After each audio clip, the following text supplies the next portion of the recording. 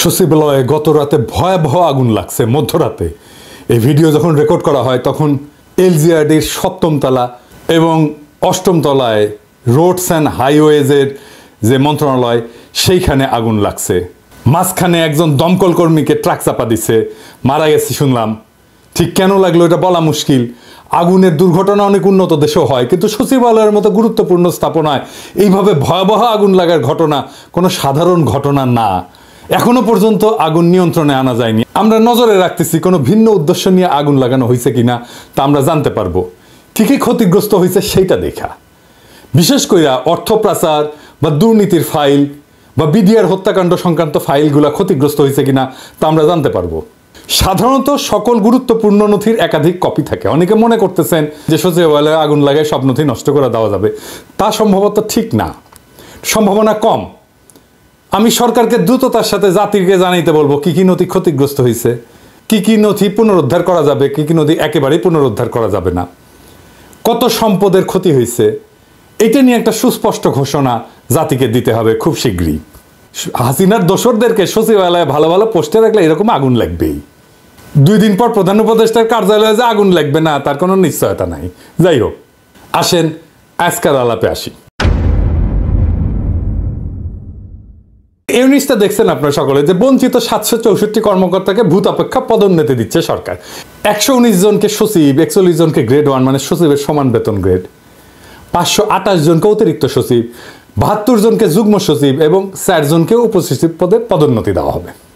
এবং এই ভূতাপেক্ষা পদোন্নতি এটা বাস্তবায়নে বকেয়া বেতন, আনুতোষিক এবং পেনশন বাবদ এককালীন 42 কোটি টাকা এবং পরবর্তীকালে পেনশন বাবদ বার্ষিক 13 কোটি টাকা বরাদ্দ করার কথা বলা হয়েছে। প্রত্যেক বছর 13 কোটি টাকা করে বরাদ্দ লাগবে অ্যাডিশনাল।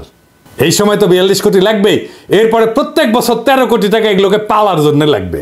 এই সরকারকে যে কি করা দরকার মাঝে মাঝে বুঝতে পারি না। মাঝে মাঝে কথা বলেও আমাদের সাথে, শোনেও কথা। এই যে বিডিআর কমিশন নিয়ে রিকমেন্ডেশন চাইছিল, দিছিলাম, শুনছে, কিন্তু এইটা যে করলেন প্রশাসন নিয়ে আলাপ করেছিলেন কারোর সাথে, কারণ মতামত নিছিলেন? নেন নাই, আমি শিওর। মতামত নেওয়াটা এই কারণে জরুরি না যে আমারে বা কাউরে গুরুত্ব দিতে হবে, জি না। কারণটা হচ্ছে আপনারা তো সামলাইতে পারেন না, পারতেছেন না। এই দেখেন আজ এই আন্দোলন করে তো কাল আরেকজন আন্দোলন করে, পাল্লায় যেমন ব্যাং মাপা যায় না, ঠিক তেমনি আপনি আমলাগেরে সামলাইতে পারতেছেন না। পারতেছেন না কারণ কেমনে সামলাইতে হবে এটাই জানেন না আপনারা। আমি বঞ্চিত, এটা তো কোনো কোয়ালিফিকেশন হইতে পারে না। কোন আক্কেলে আপনারা এইসব আমলাদের এই সমস্ত দাবি মানতেছেন? কোন আক্কেলে এই দুঃসময়ে আপনি 42 কোটি টাকার বরাদ্দ দিতেছেন এইগুলোর জন্য? এই আমলাতন্ত্রের কোনো নৈতিক অধিকার আছে বিপ্লবোত্তর সরকারের কাছে কিছু চাওয়ার? বিন্দুমাত্র অধিকার নাই। এই কথা বলতে পারেন না কেন আপনারা? এই ব্যুরোক্রেসি হাসিনারে টিকায় রাখছে না? হাসিনার নির্বাচন এরা করছে না? 2014 নির্বাচন, 2018 নির্বাচন, এমনকি 2024 নির্বাচনে যারা ডিসি ছিল, যারা ইউএনও ছিল, যারা এসপি ছিল, তারা আছে না? পুরা ব্যুরোক্রেসিরে পাছায় লাথি দিয়ে বের করে দিলে কি সমস্যা হইতো? কিছু হইতো না। আওয়ামী লীগের আন্দোলনে জনতার মঞ্চ কইরা মহিউদ্দিন খান আলমগীরের নেতৃত্বে নামে আসছিল না আমলারা, করেছিল না জনতার মঞ্চ। কামটা ভালো হয়েছিল না খারাপ হয়েছিল সেটা ভিন্ন আলাপ, কিন্তু নাম ছিল তো আওয়ামী লীগের লোকেরা। এই যে আমলারা বঞ্চিত বঞ্চিত করিচ্ছে, এর নাম ছিল বঞ্চিত। গল্প নিয়ে আসিছেন এখন, তাই না? সেজন্য আপনাদের কম্পেনসেট করতে হবে। ভালো আবদার তো। এই হাসিনার আমলে গুম হয়েছে কতজন, জেলে পড়ছে কতজন, আয়না ঘরে ছিল কতজন, পঙ্গু হয়েছে কতজন, বাড়ি ঘর গেছে কতজনের, সম্পদ গেছে কতজনের, জীবন গেছে কতজনের, দেশ ছাড়া হয়েছে কতজন আমার মতো। কারে কম্পেনসেট করছেন? এদের কম্পেনসেশন কে করবে? কোন আক্কেলে কম্পেনসেশন চাইতেছেন আপনারা? আর কোন আক্কেলে প্রফেসর ইউনূসের সরকার দিতেছে এই টাকা? শহীদ পরিবারকে প্রতিশ্রুত 30 লাখ টাকা দিতে পারে নাই, আহতদের সুচিকিৎসা করতে পারে নাই, পুনর্বাসন তো দূরের কথা। আর এই আমলাদের টাকা দিতেছেন 42 কোটি টাকা। টাকা কি খোলাম কুচি? এই আমলারা আবার নিতেছে হ্যাংলার মতো। লজ্জাও লাগে না আপনাকে? চিনেছেন সারা জীবন ঘুষের টাকা গোনা, আর লোভ ছাড়া তো কোনো বৈশিষ্ট্য নাই রে ভাই আপনাদের। কোন সরকারি কর্মচারীদের যদি সত্যি কম্পেনসেট করতে হয় তাইলে সেটা সামরিক বাহিনীকে করতে হবে। সামরিক বাহিনীর নির্যাতিত, বঞ্চিত, চাকরিচ্যুত অফিসার সৈনিকেরা এই লড়াইয়ে ছিল, ভূমিকা রাখছে যে যার অবস্থানে থেকে। এরাই গুম হয়েছে, এরাই চাকরিচ্যুত হয়েছে, এরাই দেশ ছাড়া হয়েছে। একজন আমলা গুম হয়েছে, একজন আমলা জেলে গেছে, একজন আমলার চাকরি গেছে। এরা দেশে বিদেশে থেকে বিরোচিত ভূমিকা রাখছে। শুধু তারাই না, তাদের পরিবার নিয়ে ডিএইচএস এ মিছিল করেছে, সাবেক আর্মি চিফ সহ সিনিয়র অফিসাররা প্রকাশ্যে মিটিং করেছে, বিবৃতি দিছে, সমাবেশ করছে। দেখেন ইকবাল করিম ভুইয়া কি কইতেছেন, 4ই আগস্টের কথা এটা। দেশের নীতি নির্ধারকরা যদি বিবেক বুদ্ধি ও হৃদয়হীন হয়ে না পড়তেন, তাহলে গত কয়েক সপ্তাহে বাংলাদেশের ইতিহাসের সবচেয়ে বড়, করুণ ও মর্মান্তিক এই হত্যাকাণ্ড সমূহের ঘটনাগুলো ঘটত না। সুস্থ মস্তিষ্কের কোনো বিবেকবান মানুষের পক্ষে দেশে এমন একটা যুদ্ধ পরিস্থিতি মেনে নেওয়া সম্ভব না। আমরা নিজেরা নিজেদের সাথে যুদ্ধ করতে পারি না। আমাদের দেশটাকে, এই প্রিয় রাজধানী ঢাকা ও জেলা শহরগুলোকে যুদ্ধক্ষেত্রে পরিণত করতে দিতে পারি না। তাই আজ এখানে দাঁড়িয়ে ব্যর্থহীন ভাষায় বলছি, ইনশাল্লাহ তা আমরা করতে দেব না। সকল শ্রেণী ও পেশার মানুষকে সাথে নিয়ে ঐক্যবদ্ধভাবে শান্তি প্রচেষ্টায় সচেষ্ট থাকবে। এই জনপ্রিয় সাবেক সেনা প্রধানকে আমাদের সবার কৃতজ্ঞতা জানানো উচিত। উনি সাহসের সাথে দাঁড়ানোর জন্য এই পরদিন সেনাবাহিনীর জুনিয়র অফিসার আর সৈনিকেরা ছাত্র জনতার উপরে গুলি চালাইতে অস্বীকার করে। পরদিন যদি গুলি চলতো, জেনারেল ইকবাল করিম ভুইয়া কয়েকজন সিনিয়র অফিসারদের নিয়ে আর্মি কনভয়ের সামনে দাঁড়াইতেন। এই পরিকল্পনা ওনাদের ছিল। আমি 4 তারিখ রাতে এটা জানাইছিলাম প্রফেসর ইউনূসকে যে স্যার কালকে আর্মি গুলি চালাইতে পারবে না, জেনারেল ভুইয়া সর্বশক্তি দিয়ে ঠেকাই দিবেন। এটা প্রফেসর ইউনূস জানতেন। অথচ এই বীরকে আমরা সামান্যতম সম্মান জানাইলাম না। সামরিক বাহিনীর অফিসার যারা বঞ্চিত হয়েছে, নির্যাতিত হয়েছে, নিপীড়িত হয়েছে, তাদের কাউকে অ্যাকনলেজ করলাম না, কাউরে না। প্রফেসর ইউনূসের টাইম হয় সোহেল তাজরের ডাইকা কথা বলার, টাইম হয় না জেনারেল ইকবাল করিম ভুইয়াকে ডাইকা ওনারা ধন্যবাদ দেওয়ার, টাইম হয় না।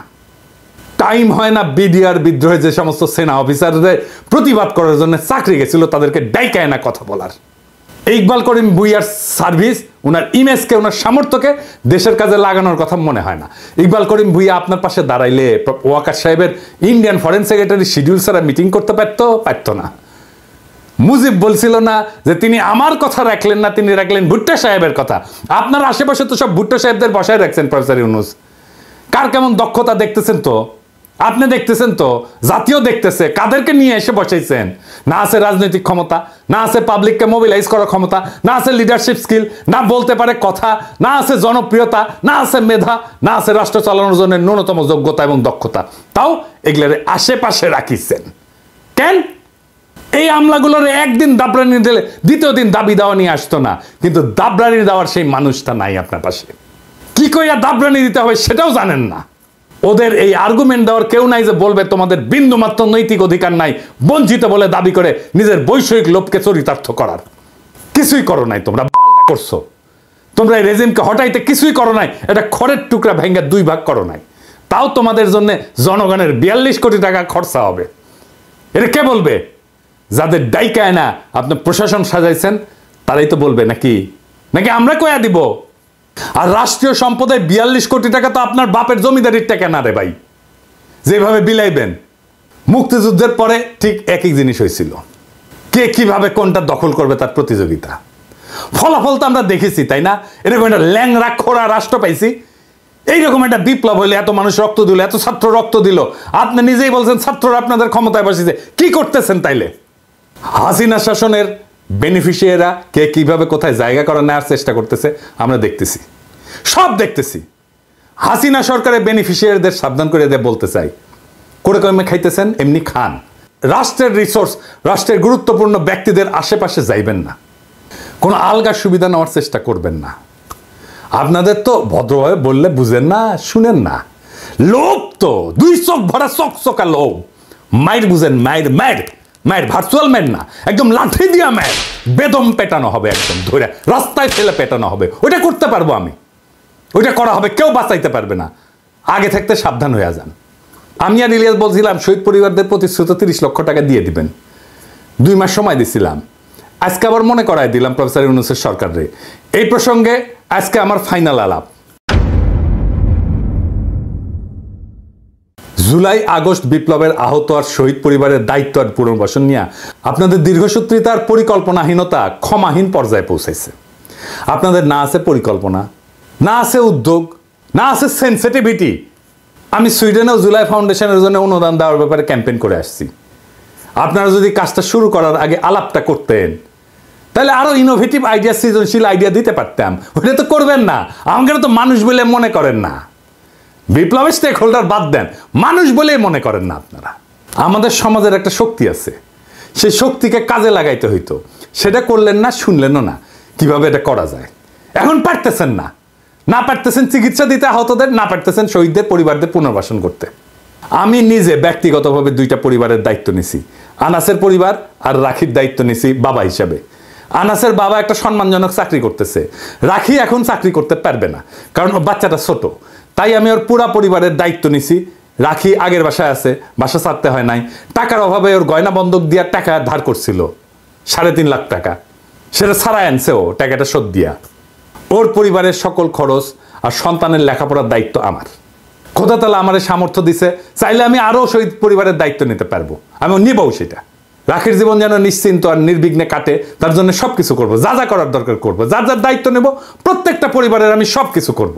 রাখির সাথে কথা হইলে দেখেন সে কত নিশ্চিন্ত থাকে, নির্বিঘ্ন থাকে। ইদানিং আমার মতো 1 লাখ পিনাকি আছে, আরো বেশি আছে বাংলাদেশে আছে, যারা রাখিদের আনাজদের পরিবারের দায়িত্ব নিতে চায়, আন্তরিকভাবে চায় এবং নেবেও তারা। তাদের শক্তিকে কাজে লাগাইতে পারতেন। এই যে মডেল আমি দিলাম রাখিরে নিয়া, আনাসরে নিয়া, এটাই হয়তো আমাদের জুলাই শহীদ পরিবার আর আহতদের পুনর্বাসনের সবচেয়ে সাস্টেনেবল মডেল। আর এই মডেল তো আমার না, প্রফেসর ইউনূসের দেখানোর কথা ছিল, ঠিক কিনা? প্রফেসর ইউনূস একটা শহীদ পরিবারকে নিজের কাছে রাখতে পারতেন না? চাকরি দিতে পারতেন না? দায়িত্ব নিতে পারতেন না? অবশ্যই পারতেন, ব্যক্তিগত সামর্থ্য পারতেন। ওনার নিজের প্রতিষ্ঠান আছে না, ইউনূস সেন্টার আছে না? একটা পরিবারের দায়িত্ব নিতে পারে না? নিছে? নাই। ওনার উপদেষ্টারা পারেন না প্রত্যেকে একজন করে পরিবারের দায়িত্ব নিতে, আহত বা শহীদ পরিবারের? একটা আহত বা শহীদ পরিবারের দায়িত্ব নিতে ওনাদের সমস্যা কি? উনি যাদের ডেকে চাকরি দিয়েছে, পত্তর দিয়েছেন, মন্ত্রী বিশেষ সহকারী বানাইছেন, ওদের দিতে পারে না? তারা একজন করে দায়িত্ব নিতে পারতো না? দেখতেন সামাজিক উদ্দীপনা তৈরি হতো সারা দেশ জুড়ে শহীদ আর আহত পরিবারের দায়িত্ব নেওয়ার। ঢাকা শহরে কত মুরব্বী বাচ্চা কাচ্চা বিদেশে থাকে, একা থাকেন, বিশাল বড় বাড়ি ফাঁকা পড়ে থাকে। রাখির মতো একটা মেয়ে আর রাখির মেয়ের মতো একটা নাতি পেলে ওনাদের জীবনটা আনন্দময় হইতো। রাখির মতো শহীদের স্ত্রীকে নিজের কাছে সন্তানের মতো আগলায় রাখতেন।